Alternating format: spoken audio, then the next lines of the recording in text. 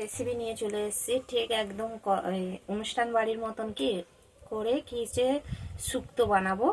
সব কিছু নিয়ে নিয়েছি, মশলা সব নিয়ে নিয়েছি, সব এক এক করে কি ভেজে নেব। ইউজ করে দিয়েছি, কড়ায় তেল দিয়ে দিচ্ছি।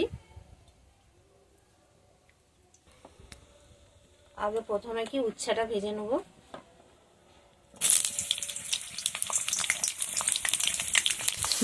উচ্ছেটা ভাজা হয়ে গেছে, উচ্ছেটা তুলে নিচ্ছি। পেঁপেটা ভেজে নিচ্ছি।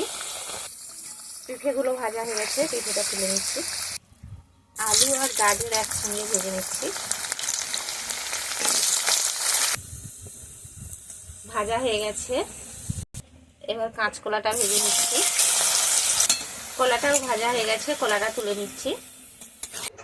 সন্না খাড়াগুলো ভেজে নিচ্ছি। সন্না ডাঁটাগুলো ভাজা হয়ে গেছে, তুলে নিচ্ছি। রেসিপিটা এটা তো আগেই লাগবে শুক্তোর জন্য। এই বড়িটা ভেজে নিচ্ছি।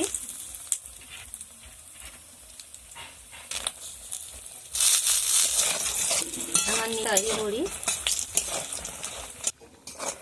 বড়ি ছাড়া তো শুক্তো হয় না, এই বড়ি তো দিতেই হবে। এটা তো আমার হাতে তৈরি বড়ি। বড়িটাও তুলে নিচ্ছি, বড়ি ভাজা হয়ে গেছে। বেগুন ছাড়াও কি শুক্তো হয় না, বেগুনটাও ভেজে নিচ্ছি।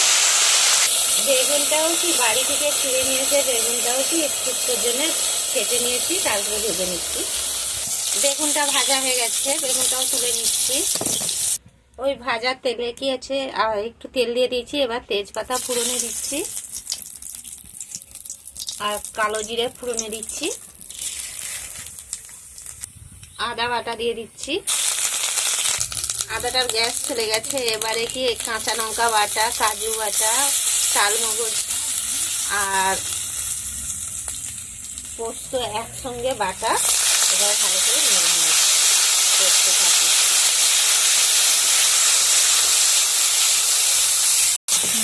তেল ছেড়ে গেছে, এবার হলুদ লঙ্কা দিয়ে দেবো। পরিমাণ মতন হলুদ, কালার আসার জন্য কাঁচা হলুদ লঙ্কা গুঁড়ো, পরিমাণ মতন লবণ। ভালো করে কষানো হয়ে গেছে। এবার দই ফাটানো আছে, সেই দইটা দিয়ে দেবো। মশলা কষানো হয়ে গেছে, এবারে জল দিয়ে দিচ্ছি পরিমাণ মতো।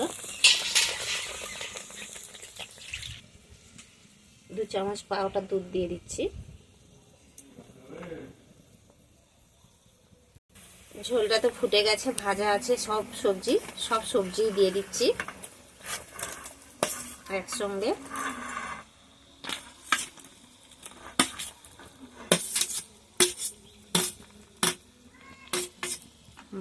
বড়িটা এখন দেবো না, একটু ফুটে যাক সবজিগুলো, তারপরে দেবো। না এখন থেকে দিলে কি বড়িগুলো ঘেটে যাবে।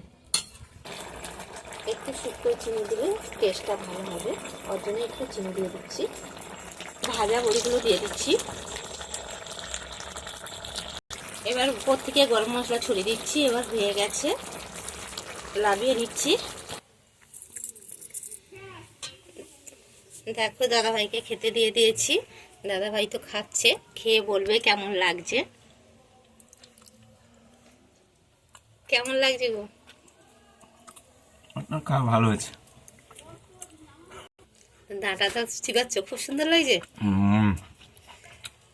তো ভিডিওটা এই হচ্ছে।